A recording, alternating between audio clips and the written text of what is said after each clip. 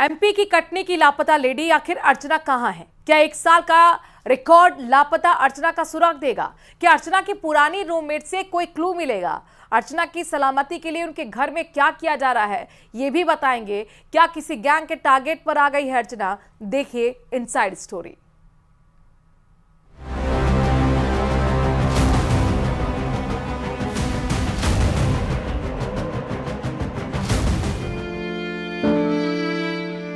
बेटी की सलामती के लिए दुआ मांगी जा रही है। महामृत्युंजय जाप चल रहा है। लापता अर्चना का परिवार ऊपर वाले के आगे झोली फैला रहा है। बेटी अर्चना की खबर मिल जाए, बस एक बार उसका पता चल जाए। जिस मिसिंग मिस्ट्री में इंदौर से लेकर कटनी ही नहीं, दिल्ली, नागपुर, मुंबई में भी सर्चिंग जारी है।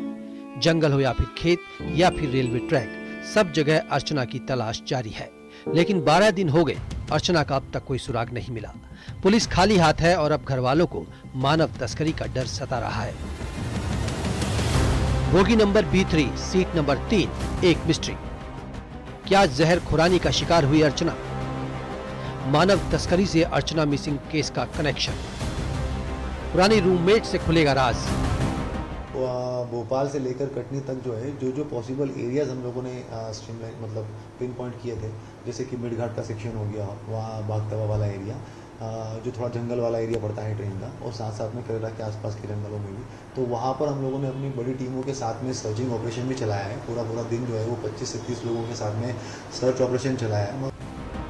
अर्चना के बारे में आज हम आपको बताते हैं, आखिर कैसी है अर्चना।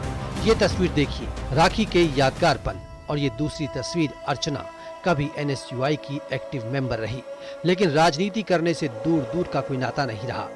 घर वालों की माने तो अर्चना का एक ही जुनून है, वो है सिविल जज बनने का। इंदौर में रहकर उसी की तैयारी कर रही है। शांत स्वभाव की है। 3 भाई बहन में अर्चना दूसरे नंबर की है। जिस कॉल मिस्ट्री की बात सामने आ रही थी, उसमें घर वालों का कहना था कि अर्चना अपने परिवार वालों से ही ज्यादा बातें करती थी। एक और बात, सोशल मीडिया में भी अर्चना एक्टिव नहीं, पूरा ध्यान सिर्फ पढ़ाई में।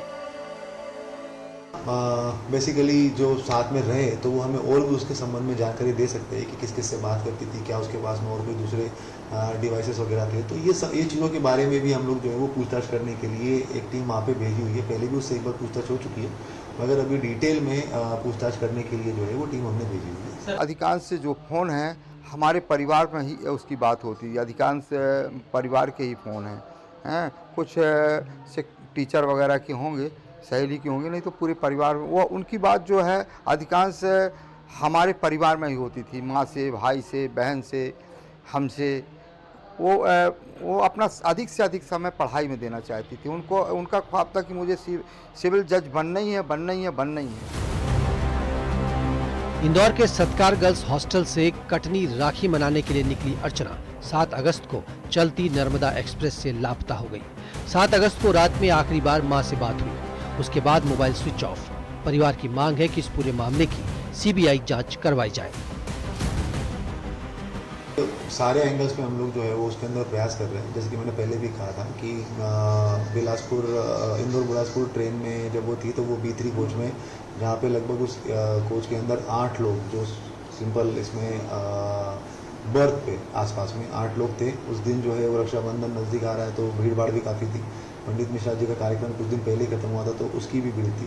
कोच अटेंडेंट से भी हम लोगों ने बात करी, TC से भी हम लोगों ने बात करी कि कोच अटेंडेंट पास में ही सो रहा था।